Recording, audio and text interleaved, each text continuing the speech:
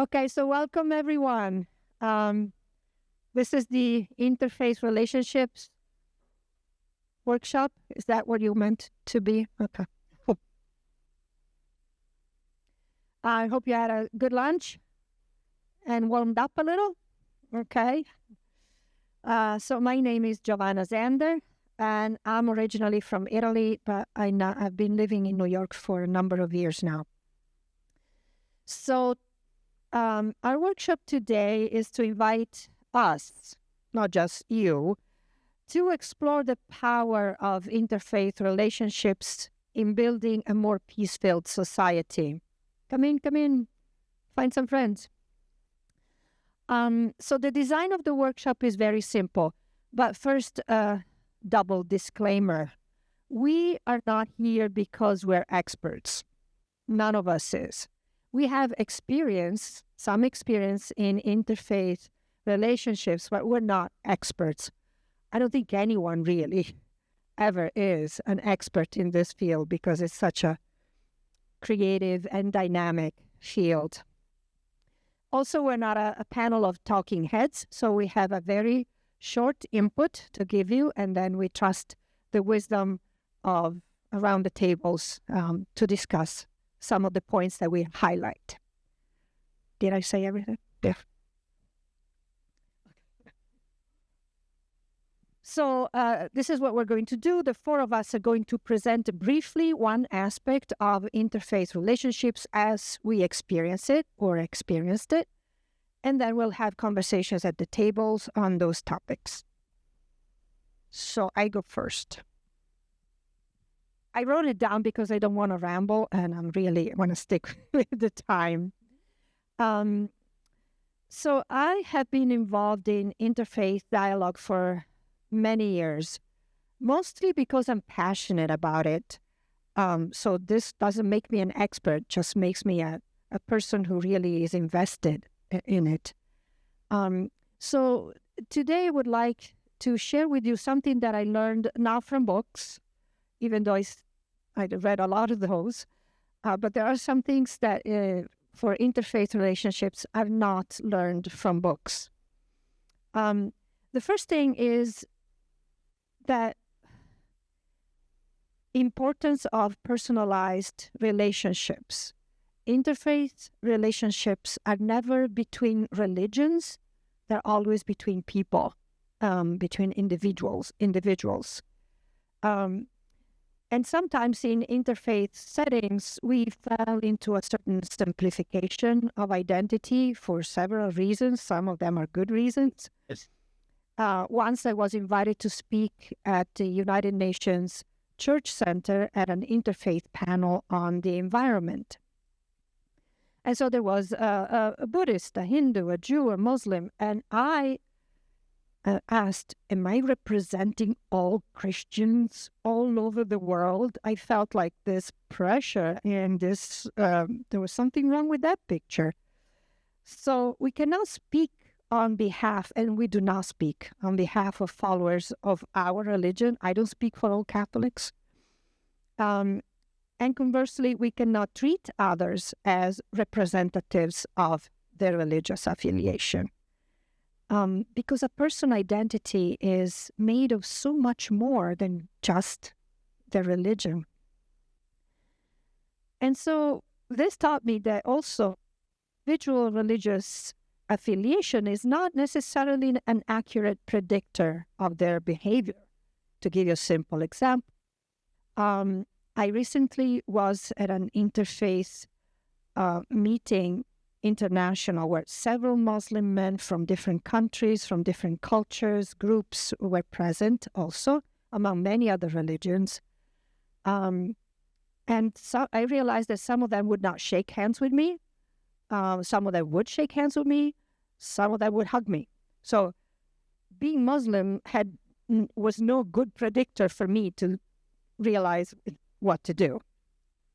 And so this reinforced the idea that we can't avoid assumptions, but at least we need to be careful about our assumptions.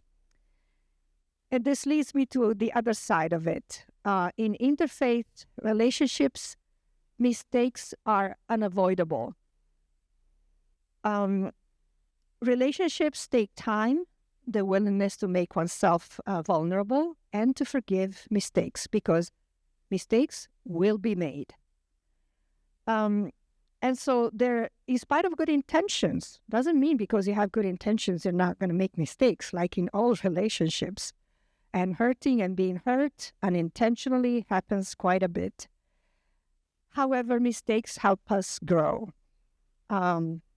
They give us opportunity to be more humble, more sensitive, more aware of others and their sensibility, of our own egos, more in tune with what matters to them, and more ready to forgive when we are hurt. And so I think for me, what helps when, and I don't know what the others will think, but what helps is when people make mistakes is to help each other and say, you know, what you just said really hurt me, and this is why. That's how I learn. That's how a mistake can be really a seed for growth. And so my wish is that all of us here treat ourselves as lifelong learners, especially when it comes to sowing seeds of peace in interfaith relationships. And here's Michal.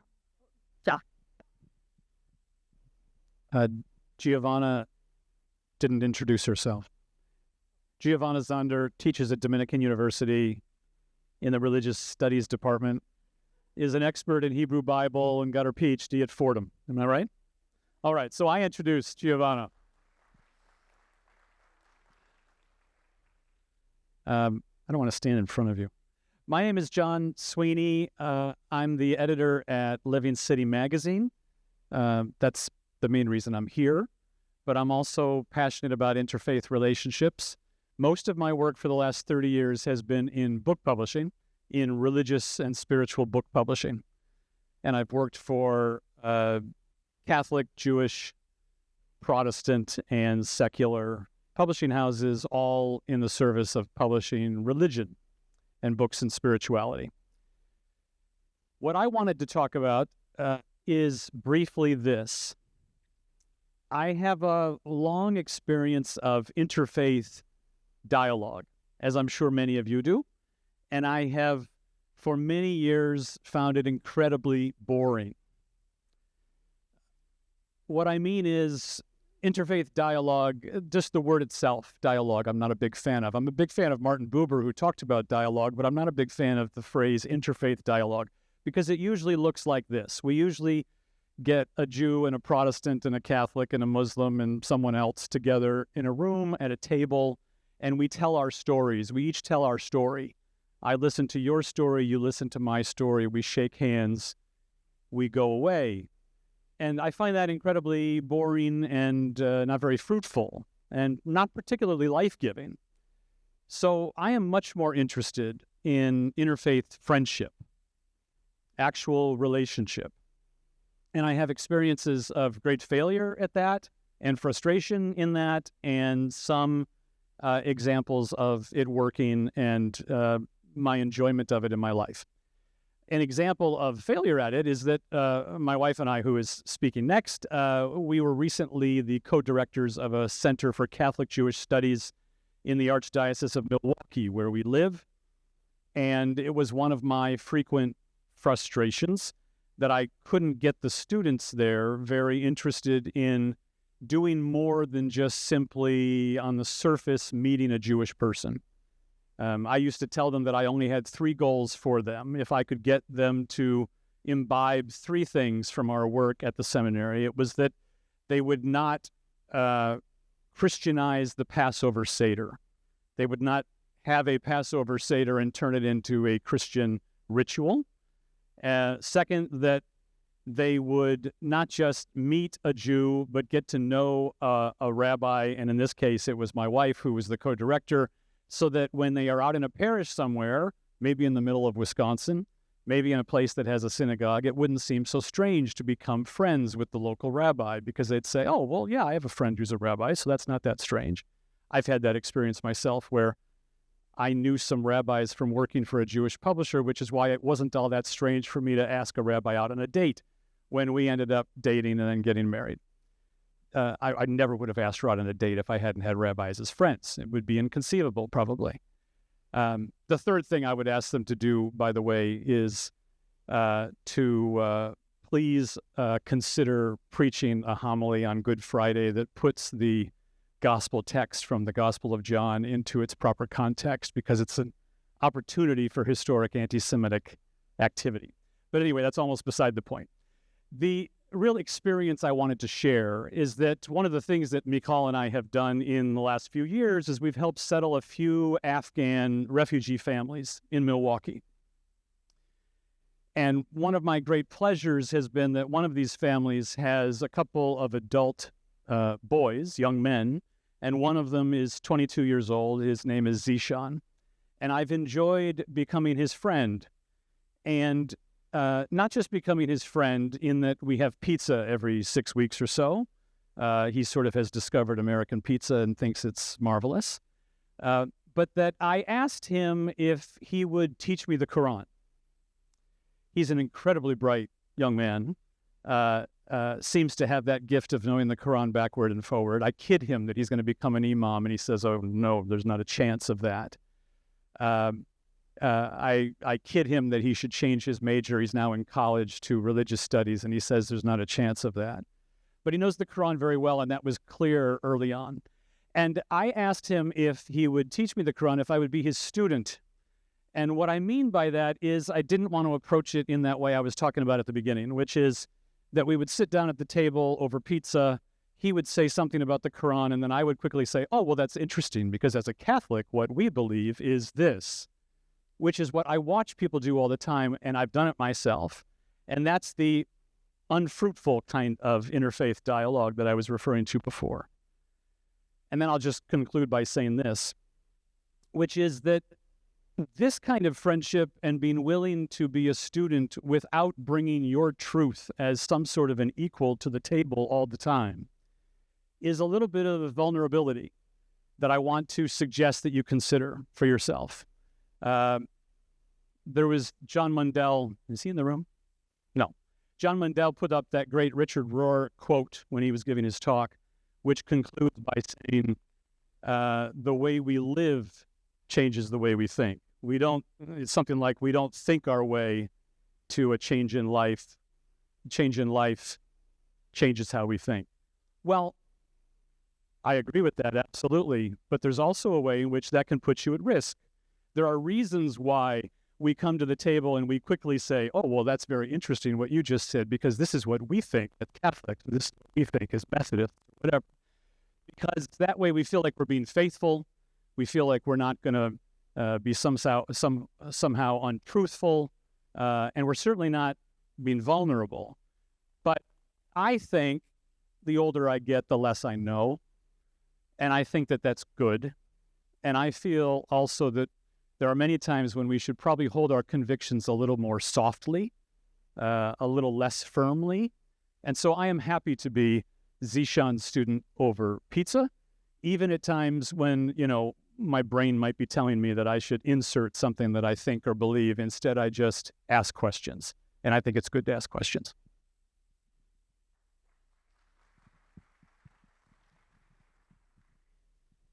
So I'm Michal Woll. The very first moments here, Kate mentioned there was an imam and a rabbi here with us, and I'm guessing when people were looking for the rabbi, they never thought that it would be me. Or if it did, because for many people in this country and around the world, this is still surprising for rabbi.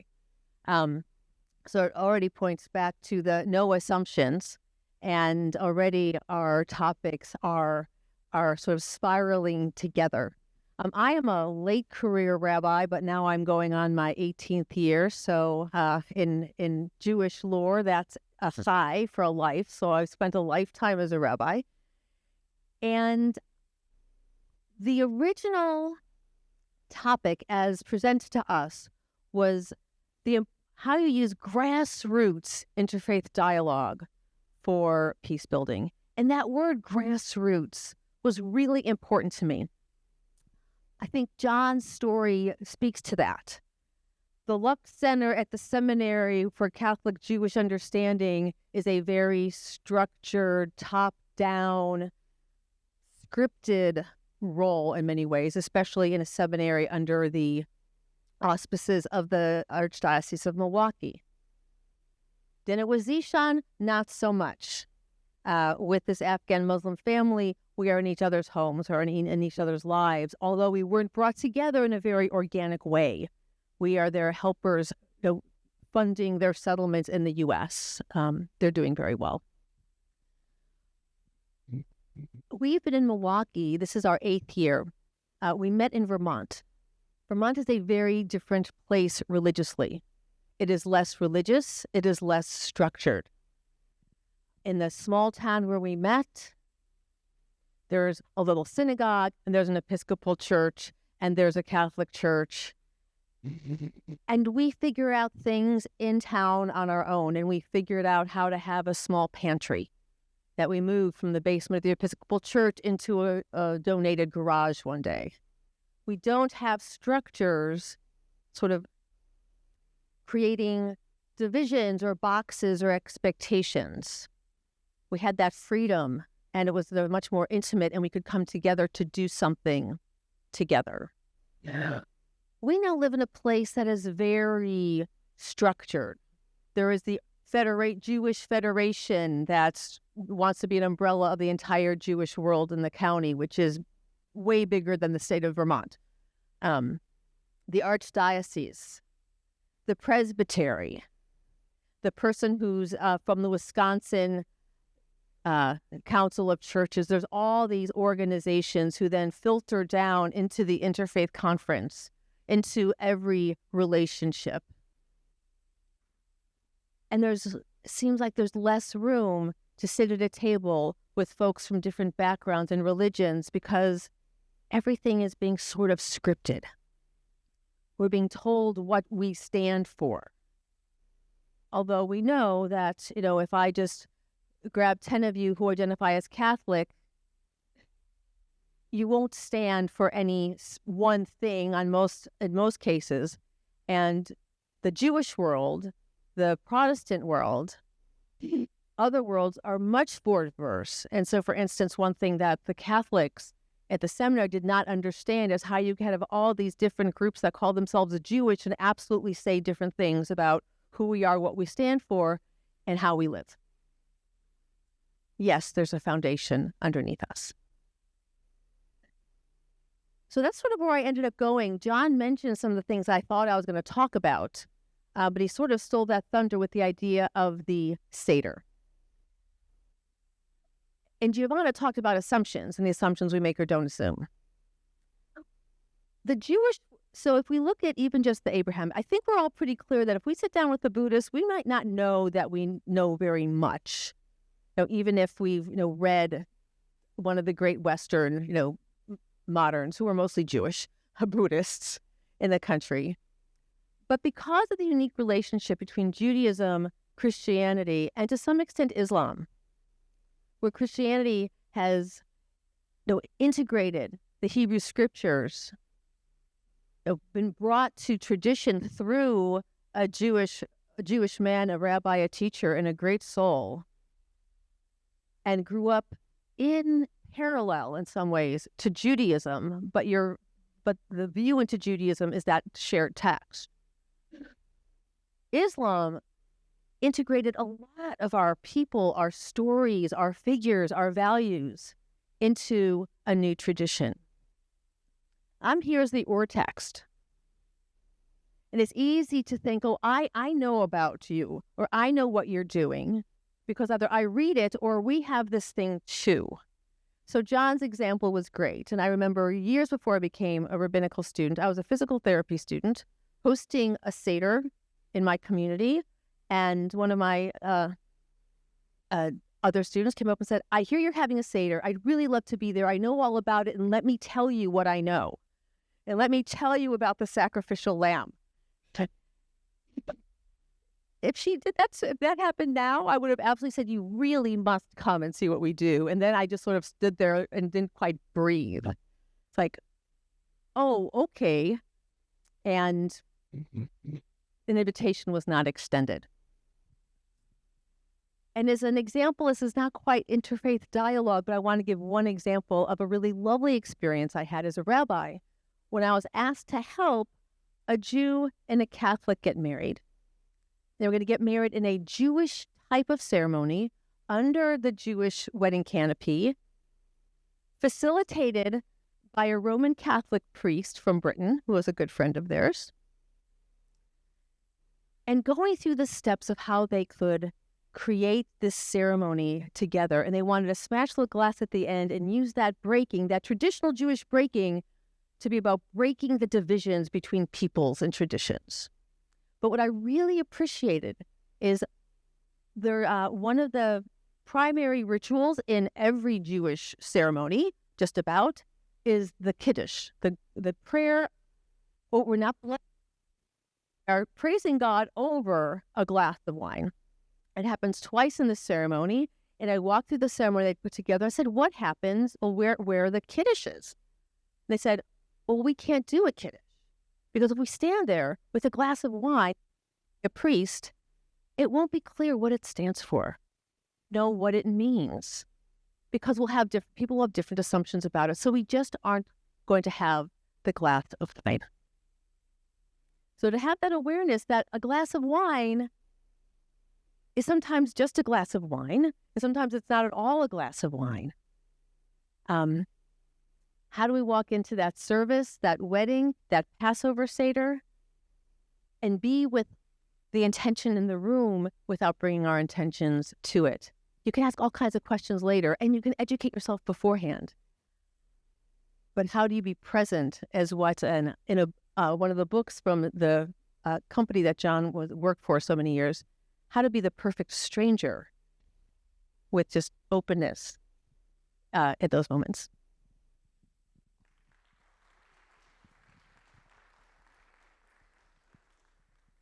Assalamu alaikum.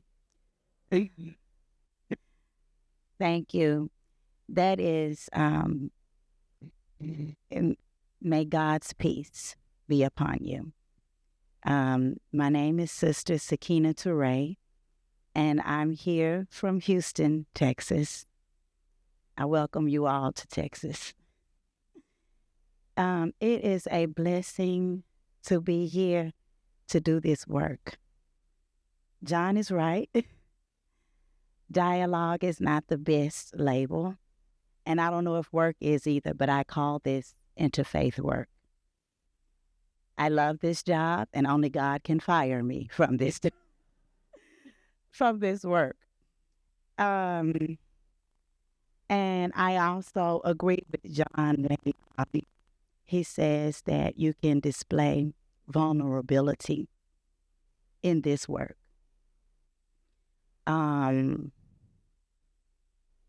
Walking the streets of Rome, doing this work, eating my pizza, I passed a structure, and I asked Professor John Mundell, was it a part of the Colosseum as well?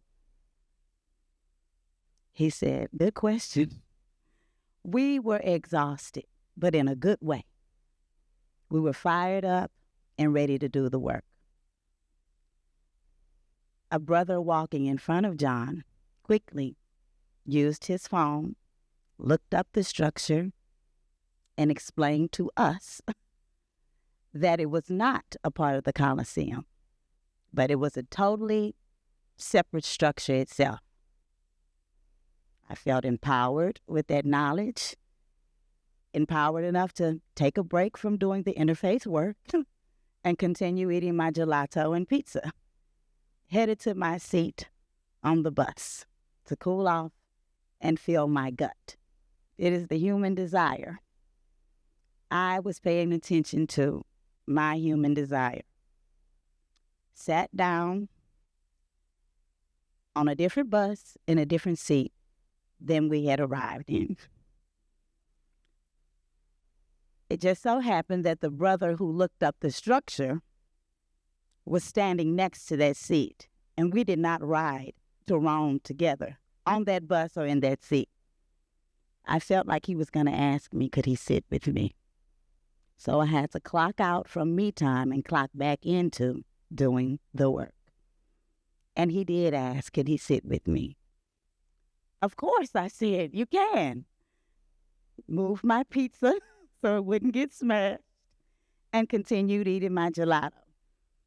We started talking, and he asked questions that I didn't expect him to ask.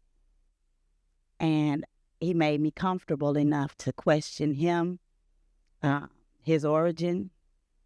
And I knew that his answers would display whether he was being honest or not, and whether he had good intentions or not. Come to find out, he trained rabbis in New York. And he was sitting next to me. Before we even sat down, he asked me, where was I from? He knew I was Muslim. He knew I was nice. He knew I liked to eat. He knew we had a lot in common. But he had to know where was I from. Of course, I had just clocked back into doing this work, so I wasn't ready to start my shit. And I answered, I'm from Houston, where we have the best barbecue. He said, you're right. I said, how do you know that we have the best barbecue in Houston? He said, my brother attended a university in Houston. I said, that's the university my mom wanted me to go to. So we just bonded and connected on that seat that we had commandeered together, leaving Rome, heading back to Castel Gandolfo.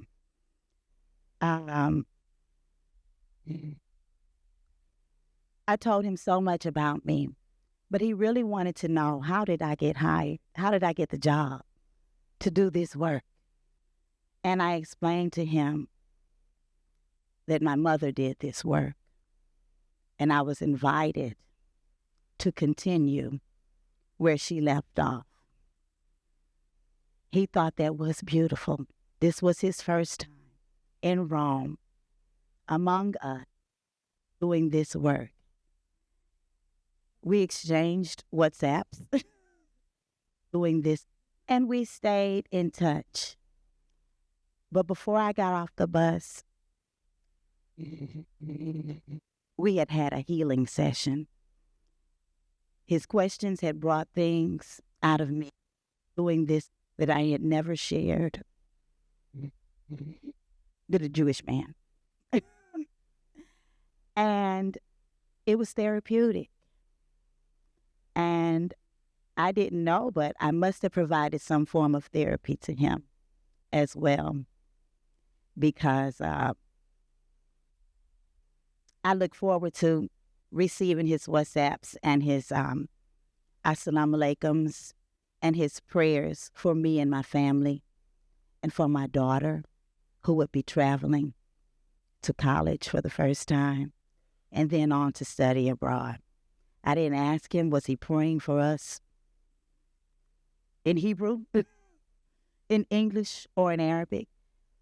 I just told them that I was grateful and I knew the prayers would be answered because we were doing them together. So displaying vulnerability, wanting for your brother and your sister what you want for yourself, and being sincere and ready to do the work is what I have learned are the only requirements. And I walked away with a greater affinity and a greater reverence for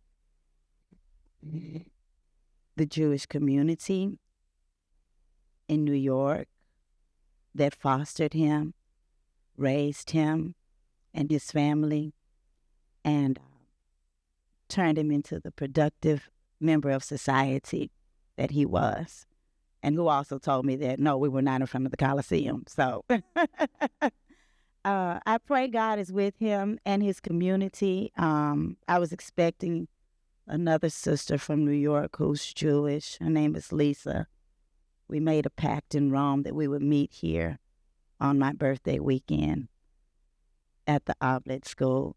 But God is merciful, and it's a blessing to see you all and be here one more time.